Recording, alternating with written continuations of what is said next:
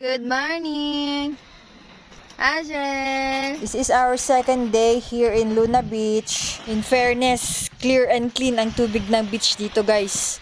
At napaka-gentle lang yung alon. Umaga man o hapon. Hangin nga dyan napigsa. At dapat fish nga makilang langoy, surot. Ayaw, di ma.